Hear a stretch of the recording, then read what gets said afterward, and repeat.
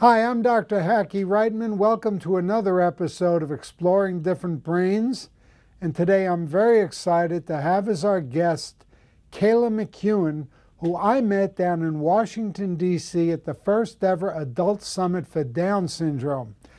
Kayla McKeon has the rare distinction of being the one and only lobbyist in Washington, D.C., who also happens to have Down syndrome.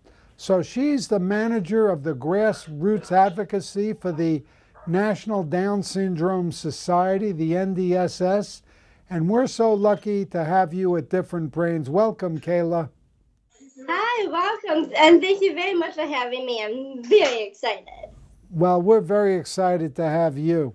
Now, why don't you introduce yourself to the audience the way you like to tell about yourself? Sounds great.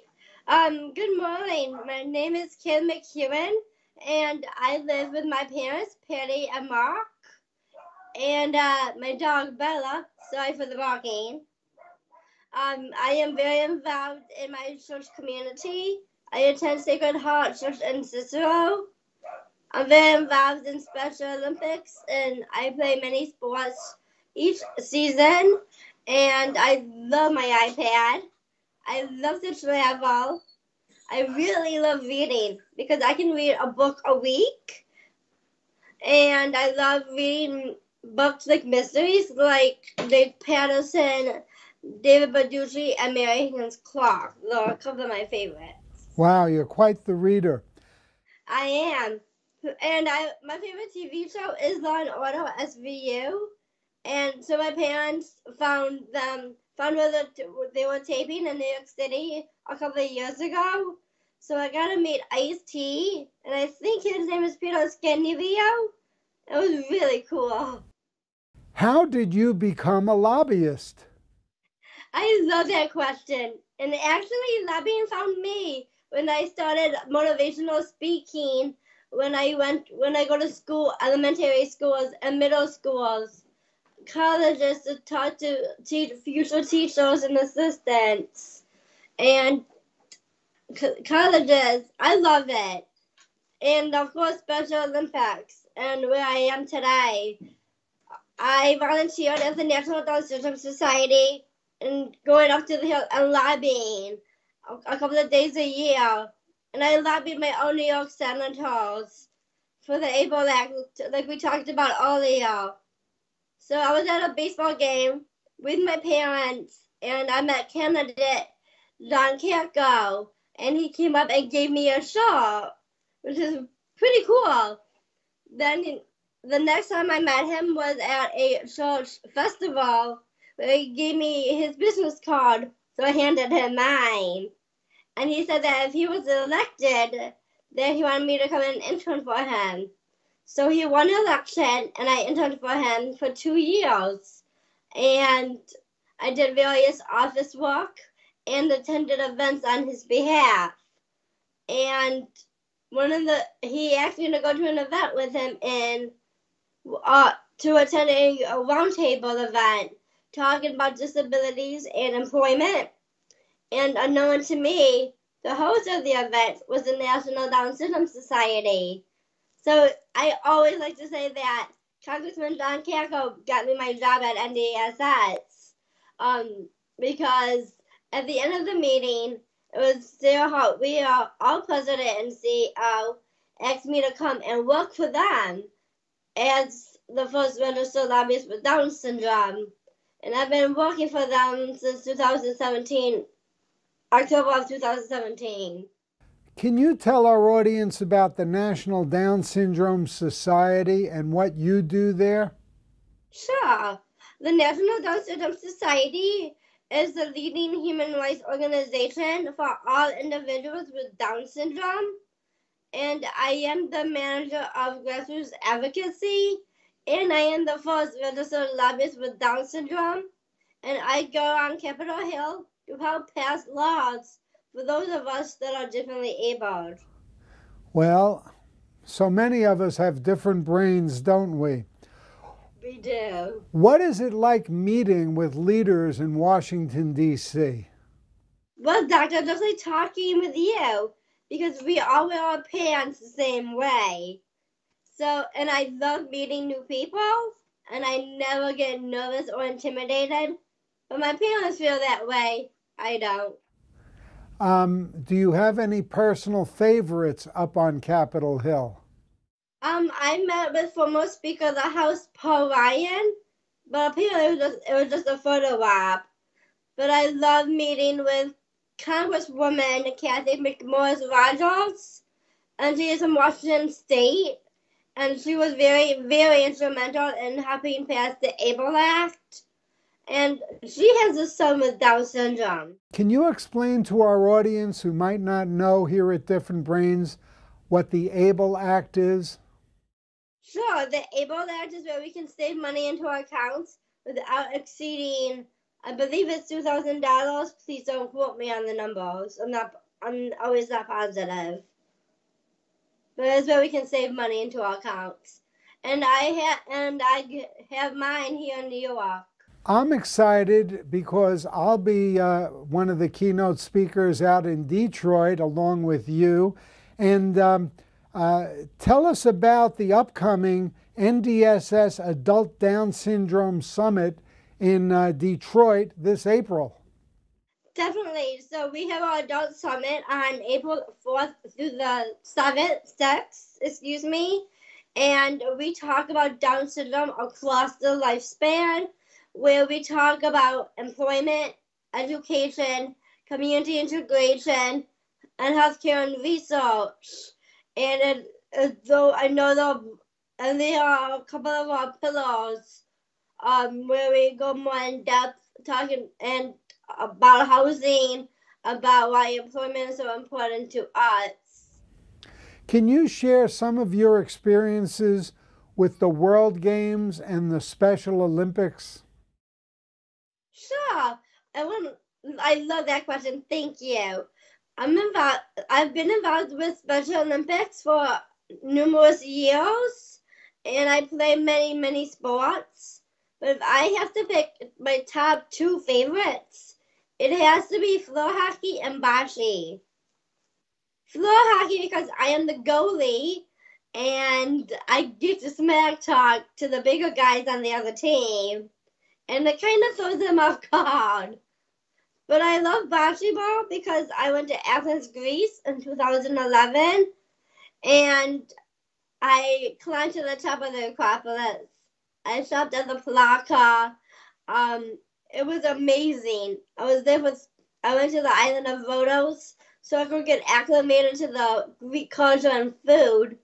And I just absolutely love it because I was able to bring home a silver and bronze medal in competition. Well, congratulations. Thank you. I was never smart enough playing bocce with all that blocking and everything. I just like to throw it, you know. I love it. My parents are head coaches, so I get more training. Oh, good. Now, Kayla, you have a very popular podcast called Kayla's Corner. Can you tell us about that? Sure. I love Kaylas Corner because it's where we talk to members of Congress, CEOs of companies like Sarah Hartwell with MDSS, and Tim Shriver of Special Olympics, and self-advocates. So because we have many issues facing us today, then we talk about the issues facing us and their perspective on life. And I love talking to them because I talk to many, many individuals, and they love being on my podcast. Speaking of which, I would love to do an interview with you. Well, I'll tell you what, when I was lucky enough to be down there in Washington, D.C. with you guys, and all of us were there at the first ever adult summit for Down syndrome, it was amazing to me how you and the other self-advocates were truly so talented and so, I mean, everything about you. I mean, you guys dress better than me. You talk better than me much of the time. And when you guys give a talk, like your talk, I remember was just out of this world, and Thank you. And I look forward to you speaking in Detroit in April. I'm definitely looking forward. Yeah. Tell us, Kayla, what is one great misconception about Down syndrome that you'd like to tell our audience that they might have the wrong idea about? Well, the just one. I'm just kidding. But the biggest one would be that we are not capable of doing anything. But you don't have to look far because people with Down syndrome are doing the same things as everybody else. Did you see that young lady golfer that was able to make a par on the sand trap? That had to be difficult. And Don Cronin from Don's Crazy Socks, he owns a multi-million-dollar company with his dad, and he's a multi-millionaire. And we are holding down everyday jobs. And we are really, really unable to work and have a career because we can drive a car, we can go to college, and we don't want to be paid pennies for doing the same job as somebody else. So we are living proof of that. Well, that's thanks for clearing that up. Definitely.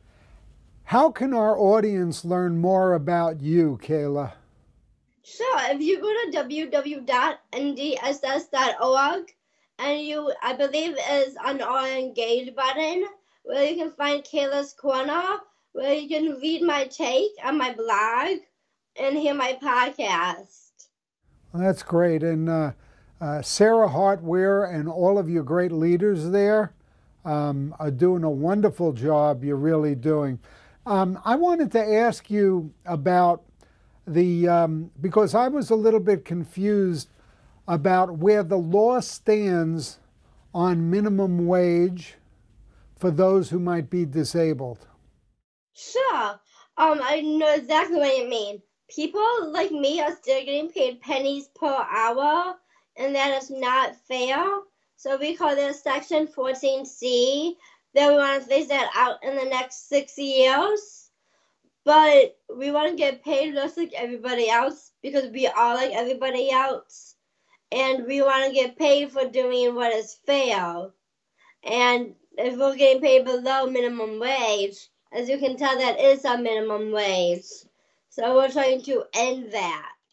Now, there was the law for that, and then it got reversed. Is that correct?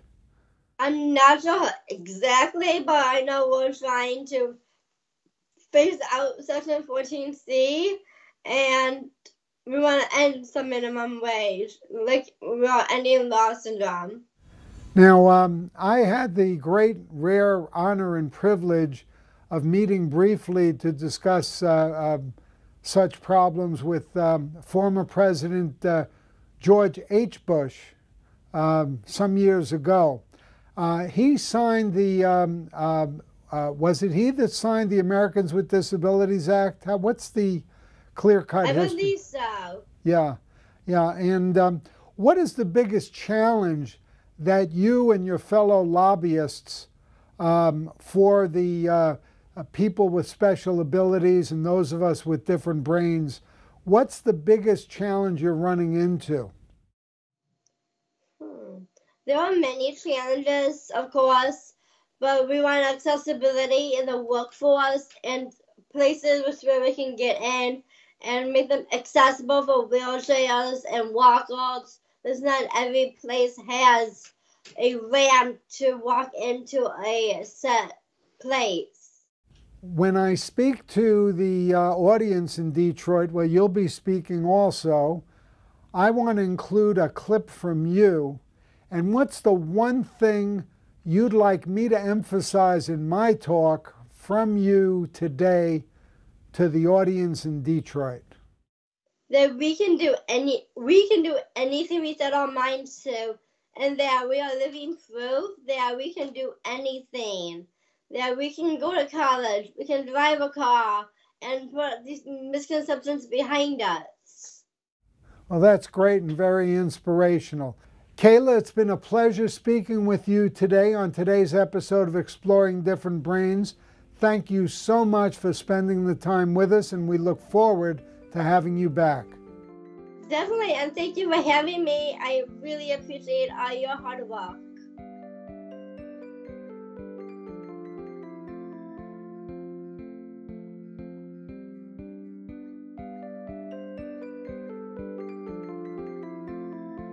Exploring Different Brains is a production of Different Brains, Inc. For more information, visit us at differentbrains.org.